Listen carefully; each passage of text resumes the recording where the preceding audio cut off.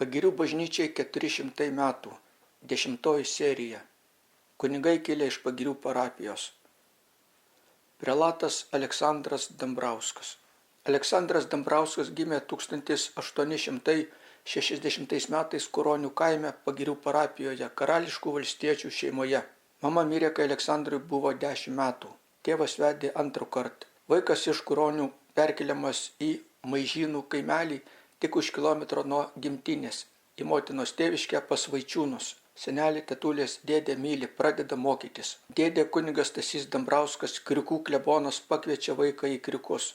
Gyvendamas pas dėdę pusmetį, pasimokęs liaudies mokykloje, savarankiškai padirbėjęs, 872 metais išlaikė stojamuosius egzaminus ir buvo priimtas į Šiaulių gimnazijos 1 klasę.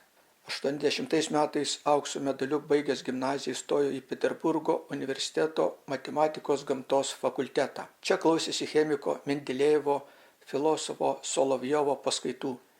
Vėliau Dambrauskas sakė, kad joks katalikų apologetas nėra jam suteikęs tiek protų šviesos, kiek Solovjovas.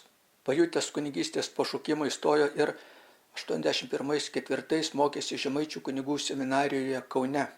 Gabus klerikas su vyskupijos stipendija buvo pasiųstas į Peterburgo dvasinę akademiją. Ja teologijos magistro laipsnių baigė 88 metais ir buvo šventintas į kunigus. Tuo metu kito Pagiriškio Mogiliavo arkivyskupo Aleksandro Gintauto sostas buvo Peterburge. 88 metais buvo paskirtas Panevėžio realinės mokyklos kapelionu.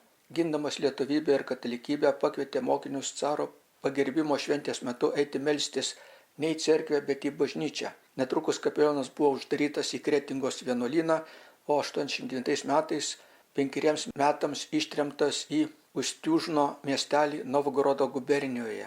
94 metais grįžęs iš tremties apsistojo Kaune. 95 metais paskirtas Kauno kalėjimo kapelionu, 98 kariuomenės nuodėmklausiu, tais pat metais tapo Kauno kunigų seminarijos profesoriumi. 1900-aisiais Žemaičių vyskupo Mečislovo Paliulionio sekretoriumi. 1992 metais buvo paskirtas Peterburgo dvasinės akademijos bažnyčios istorijos bei kitų disciplinų profesoriumi.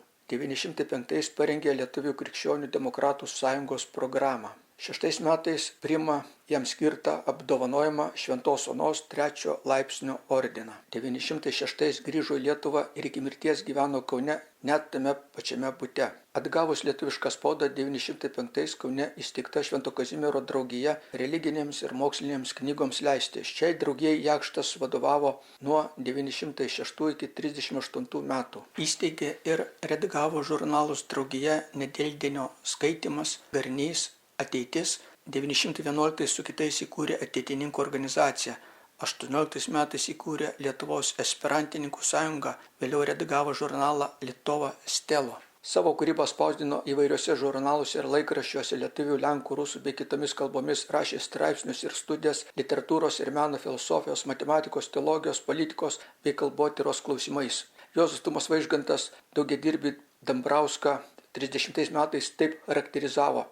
Jis pats vienas – hagiografas, asketas, apologetas, teologas, filosofas, matematikas, tautininkas, publicistas, poetas, menininkas, moralizatorius, satyrikas, bibliografas, redaktorius, leidėjas, organizatorius. Nemažas jo nuopelnas kuriant lietuvišką matematikos terminiją.